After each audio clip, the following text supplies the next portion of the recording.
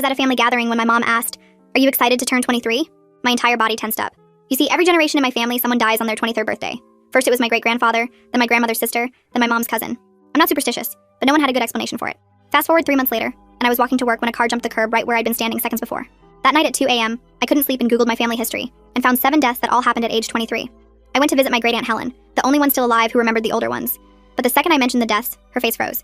"Why are you digging into this?" she asked, not looking at me. I told her my birthday was coming up and she finally turned around, her face pale. "They all died between 3 and 4 in the afternoon," she whispered. "We stopped having birthday parties because of it." She wouldn't say anything else.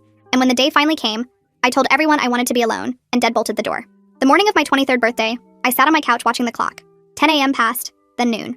At 2:30, I was actually starting to relax, thinking maybe I was being ridiculous. At 2:47, someone knocked on my door. I figured it was UPS with a package, so I looked through the peephole. "Who is it?" I called through the door.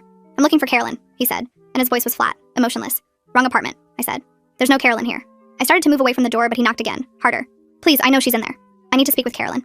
My hands were sweating as I put the chain on and opened the door just a crack. The moment he saw me, his jaw dropped. "Your eyes," he said, stepping closer. "You have Carolyn's eyes." His right hand was in his coat pocket, and I could see the outline through the fabric. "You're going to tell me where Carolyn is," he said, and I slammed the door so hard the walls shook. "Boom, boom, boom!" He started slamming his fist against the door. "I know you're in there. I can wait. You have to come out eventually." I called 911, barely able to hold my phone steady, and told them someone was trying to break in. Another slam, and the chain lock ripped partially out of the frame, screws clattering to the floor. The pounding continued as I talked to the dispatcher, but the second we both heard sirens approaching, it stopped. Complete silence. The cops found nothing. No fingerprints on the door, and none of my neighbors saw anyone in the hallway. They looked at me like I was having a breakdown. I spent the rest of my birthday in that barricaded apartment, jumping at every sound, but nothing else happened. I survived. Up until the day of my sister's 23rd birthday, I actually thought I'd broken whatever sick pattern this was. I stopped taking medication after that, thinking it was why I'd been so paranoid over nothing.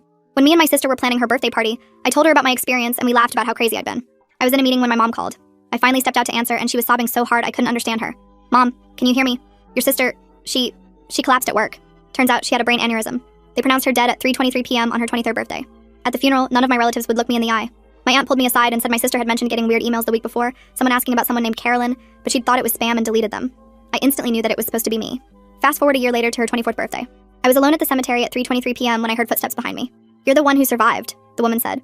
She knew about the man at my door, knew about Carolyn, knew everything. And when she finally explained what was going on, everything clicked. She pulled out an old photo from her pocket and handed it to me. And there was my mom, younger, with darker hair, standing next to this woman.